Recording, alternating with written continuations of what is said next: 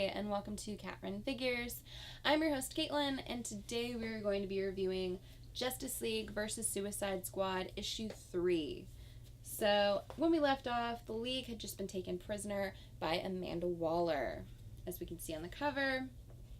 So, jumping right on into the story, we get to see Katana and Rick Flag actually going through the Catacombs prison, a place that neither one of them had ever even heard of before, and they are under exact orders to just grab the black box and get the hell out of there. They have no idea what exactly had gone on and why there's actually a prison for just a small number of prisoners. So, getting right on into it, we get to see Batman, which is amazing because he looks like Hannibal Lecter and it's great. But Batman's saying that he's going to get out of those restraints, and one of the workers of Bel Rev says, "This ain't Arkham, Batman. We actually know how to keep our inmates under lock and key." His response is, "I wasn't talking to you." So, of course, he's talking to Amanda Waller, and he gets out of his restraints very quickly and makes pretty quick work out of all the Bel Rev workers there, and he informs Amanda Waller that he's not going to hurt her men. They're just doing their jobs. It's not going to hurt them much. But she is going to answer his questions. So, of course, Batman being Batman, he finds her right away, and they get into it. They start discussing why exactly the Justice League was taken in by Amanda Waller. Also, we find out that she did not inject them with explosives into the back of their necks, so she doesn't have control over them. But we get to find out why she would even risk that kind of trouble with the League. We also get to see the squad, and they're all a little bit fuzzy about what exactly happened. They remember fighting the League and then waking up in their cells, kind of feeling a bit off. And then Killer Frost tells them that she took Superman's power and she froze everyone. Everyone else basically blacked out. She did it to save everyone, but everyone else blacked out.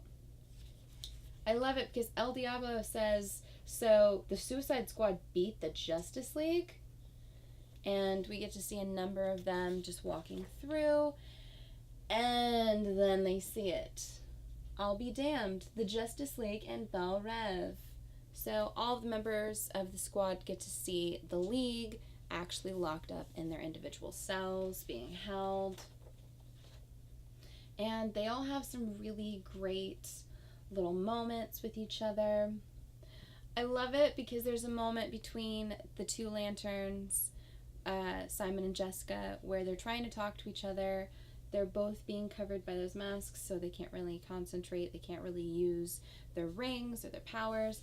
And Harley's saying, "Aw, the big bad Bel Rev, too much for ya? Well, welcome to our wonderful world of incarceration."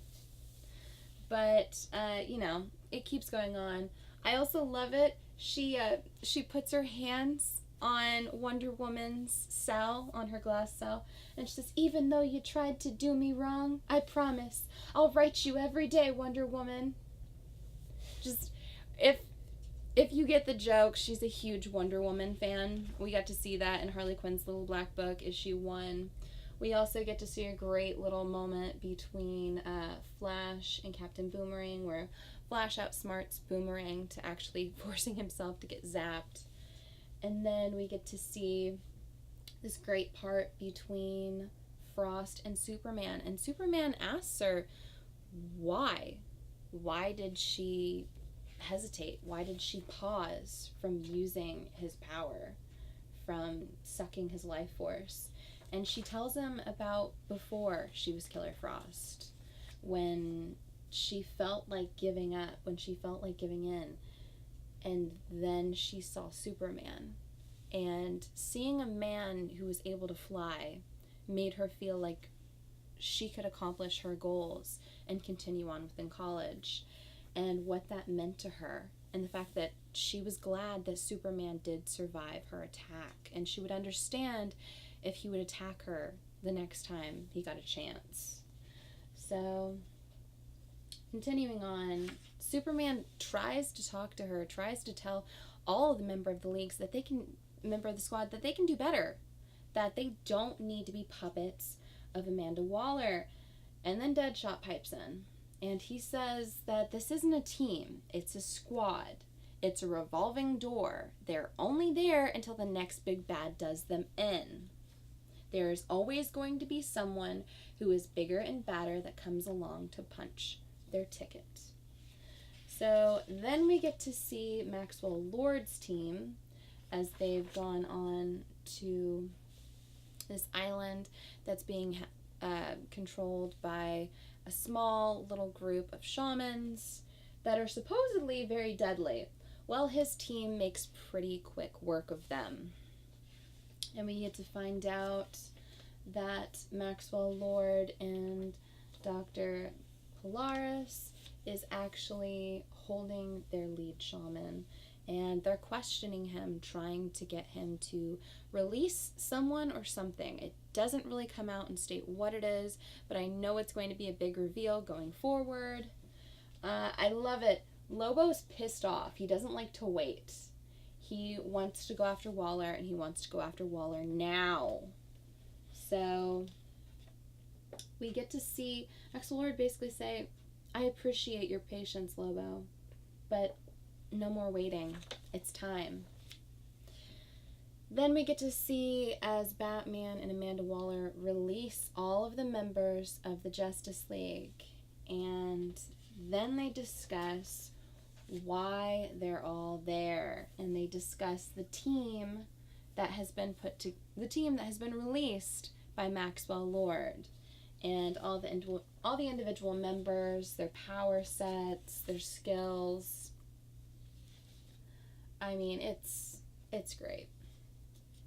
But basically she says that they are the most efficient killing machines on the planet, and everyone should be concerned about them on this team until they get into the footage and Superman sees Maxwell Lord, and he says that he is the most dangerous person on that entire tape. He is the one that they all need to worry about. Well, Captain Boomerang's like, really? He's the one we need to worry about? Yeah. Superman says, trust me. And, Captain Boomerang's gonna take the heat visions to heart and accept that as fate. Well, then they get into exactly who Maxwell Lord is. And Harley says, so you two should be best buds then. So what's he after? She says, me. They want to kill me, and I want you to protect me. So we get to see all of the members of both the Justice League and the Suicide Squad all lined up, and then we get to see all the members of the Suicide Squad laughing their asses off.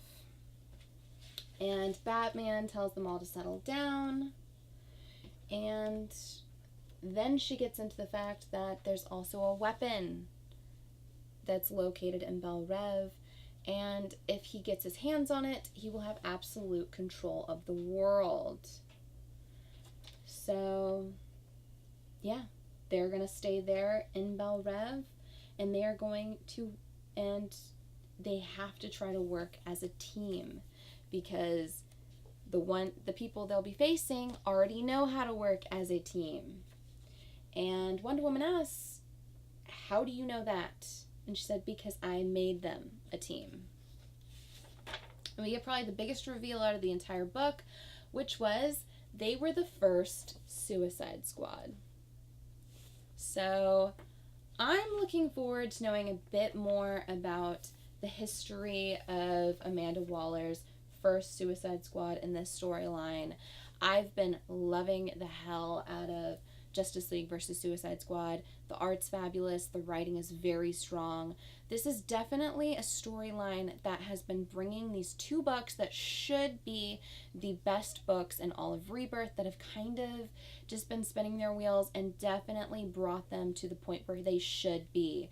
This has been an amazing story so far, and I am so excited to see what's going on moving forward.